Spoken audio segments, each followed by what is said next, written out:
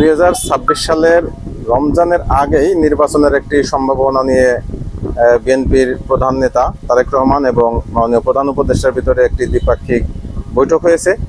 সেই বৈঠকে মোটামুটি আশাবাদ ব্যক্ত করেছেন সকলেই যে ফেব্রুয়ারির শুরুর দিকে নির্বাচন করা যেতে পারে যদি বিচার এবং সংস্কারের অগ্রগতি হয়। কিন্তু আমি আজকে যে পয়েন্টে কথা বলতে চাচ্ছি যে আদৌ নির্বাচন হবে কিনা সেটা নিয়ে আমার যথেষ্ট সন্দেহ রয়েছে। কেন? কারণ বিএনপি এর জন্য নিজেই দায়ী।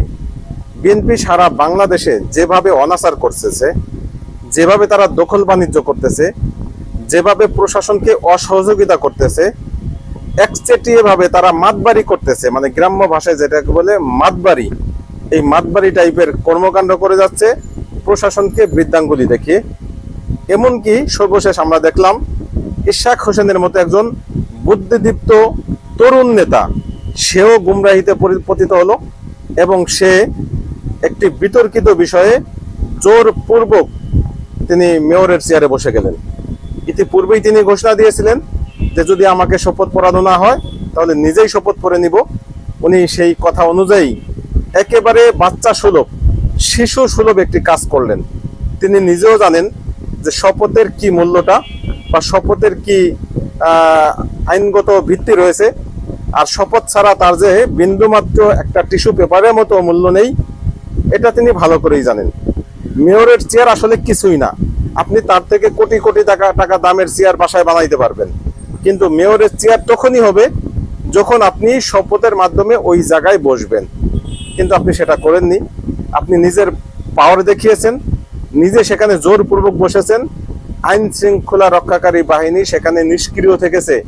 এর দ্বারা প্রমাণ করে আগামী 2-4 বছরের ভিতরেও মনে হয় না সুষ্ঠু কোনো নির্বাচন হবে।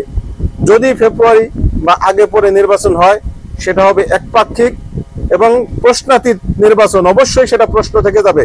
আন্তর্জাতিক মহলে সেই নির্বাচন গ্রহণযোগ্যতা পাবে কিনা আমার যথেষ্ট সন্দেহ রয়েছে। আমি মনে করি এই অবস্থার অবসান দরকার। বিএনপি যদি সত্যিকারের নির্বাচন চায়, তারা যে অনাচার, যেভাবে জমিদারের মতো সবকিছু দখল বাণিজ্য করতেছে, যেভাবে মাতবাড়ি করে যাচ্ছে, তাদের উচিত এই মাতবাড়ি বন্ধ করা। এরশাকের উচিত এই জায়গা থেকে সরে আসা, যেভাবে স্বাভাবিক চলতেছিল সরকারকে সহযোগিতা করা। যদি এরশাক এটা না করেন তাহলে বোঝা যাবে এর সাথে সরাসরি তারেক রহমান জড়িত।